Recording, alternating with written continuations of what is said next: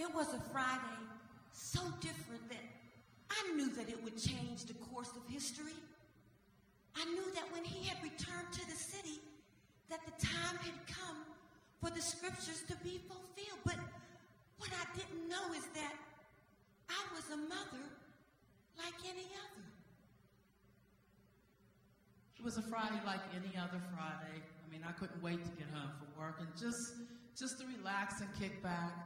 And because it was Friday, I wasn't really expecting my son to come directly home from work because when you're young and you're single, you don't have any real responsibilities, the eagle flies on Friday. I just didn't know I would never hear his voice again. When I carried him in my womb, I was filled with joy, anxiety, love, and fear. He was born on the run, you know. He was born in this smelly stable with straw for a floor and a donkey's throw for a bed. But oh, what a glorious day that was. His presence just filled the stable, and a heavenly host of angels declared his majesty. When he was born, he was so small, so needy. And when I looked at that little brown fist wrapped around my finger, I was instantly in love. But you know, it's not easy raising a male child in an often hostile environment. And as I watched him dodge the normal pitfalls of childhood, there was always something deep, deep in my spirit that said, I might just outlive this child. He was so different. And that's why I thought I was different.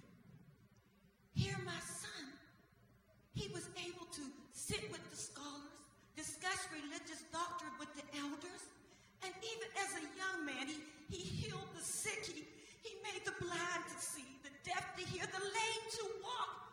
He even raised the dead. Oh, can't you see why I thought I was different? And that I would act differently than any other mother when his hour had come. Sometimes when he would come in late at night, I would hear him. He'd downstairs turn on the microwave or going in and out of the cupboards, and I would put on my robe and go down and talk with him because that was my time with him. And we talk about everything and nothing at all. We talk about the mess in the world and the mess upstairs in his room. We talk about his hopes, his dreams, his loves, his ambitions. So you see, that's why I was looking the other way when his hour had come. His friends came to get me. And I ran up that hill and tears were flooding a vision. And every moment that I shared in my baby's life, he was my son, ran through my mind. Can't you understand? They were going to kill my baby. They were going to kill my child. Oh, my son. Oh, my child. I don't remember a lot about that night. A telephone call, a knock at the door, a dark ride into an even darker existence, walking into that stark white room and seeing his body on that table. Oh, my son. Oh, my child. I stood there and I looked up. And I searched my very soul for God. My heart broken. And through my tears I heard him cry out.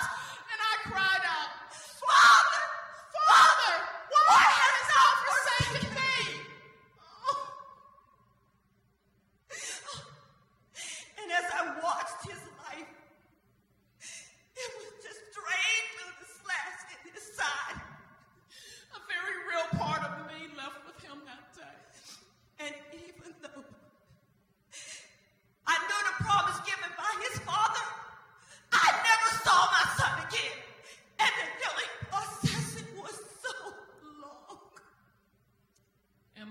was hardened and turned cold. But then one day, I found out that I could talk again. I felt like I could walk again. And I could breathe again. And I could finally pray again. That through it all, God had never forsaken me. But it was I who turned my back on God. So all I could do was turn And give to his ultimate will. my very existence unto his ultimate will.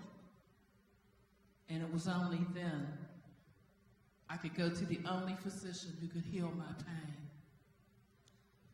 And it left a scar. And the scab fell off. And this was proof That I